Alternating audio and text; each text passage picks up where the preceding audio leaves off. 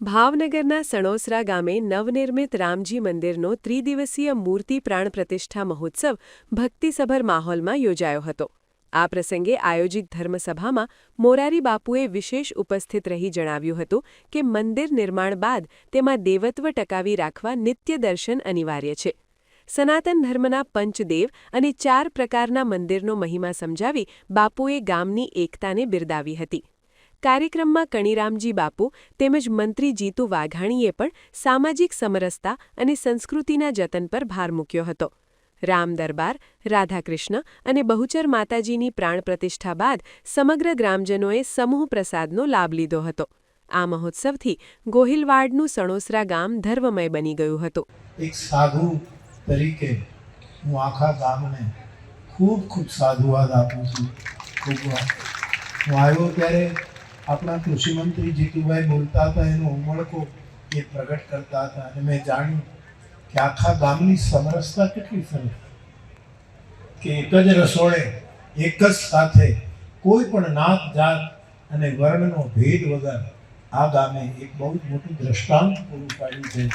અને પંગતનું ગુરુ નાનક એમ કહે છે કે પંગત અને સંગત આ બે સાચવી લેશે એને પરમાત્માની બહુ કૃપા પ્રાપ્ત આપણને કીધી છે કે સનાતન ધર્મ વૈદિક પરંપરાના જો આપણે બાળકો હોઈએ તો 5 દેવની પૂજા થવી જોઈએ. એમાં એક સૂર્ય, બીજા ભગવાન વિષ્ણુ અથવા તો વિષ્ણુના જે અવતારો હોય તે, ત્રીજા ભગવાન શિવ, ચોથા ભગવતી પાર્વતી અને પાંચમા ગણેશજી.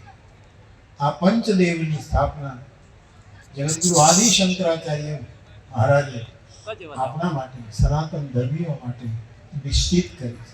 ઈશ્વર, બદ્રીનાથ, જગન્નાથ, પુરી, દ્વારકા એ તીર્થો છે, ત્યાં ઠાકોરજી બિરાજે.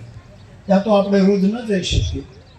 પછી એક બીજું મંદિર આપણા ગામમાં મંદિર હોય છે જે આપણે નિર્માણ કર્યું, તો ત્યાં જઈએ. માની લો કે મંદિરમાં પણ આપણે રોજ ન જઈ શકીએ, અઠવાડિયે ન જઈ શકીએ, તો એક ત્રીજું મંદિર આપણા ઘરમાં હોય છે, ગોખલામાં, ખૂણામાં, કબાટમાં, જેને માનતો હોય એનું મંદિર હોય છે. અને એક ચોથું મંદિર તો આપણે જ્યાં જઈએ ત્યાં આપણી સાથે જ હોય છે. એ મંદિર છે આપણું હૃદય. ઈશ્વર સર્વભૂતાનાં હૃદયે આપણી અંદર એક મંદિર છે. આ બધા જ મંદિરના તરફ મારી તમારી ગતિ હોય.